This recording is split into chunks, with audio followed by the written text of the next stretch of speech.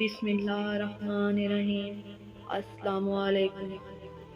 خزاں کے گرتے پتوں کو حقیر مت سمجھنا، کیونکہ انہی پتوں کے گرنے سے بہار آتی ہے۔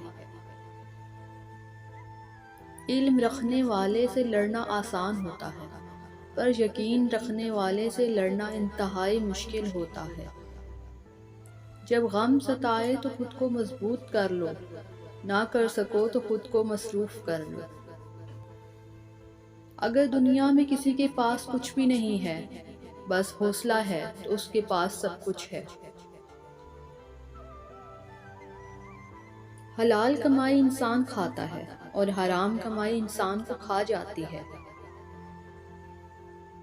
جب انسان تنہا چلنا سیکھ جاتا ہے، تب وہ دنیا کو سمجھ چکا ہوتا ہے۔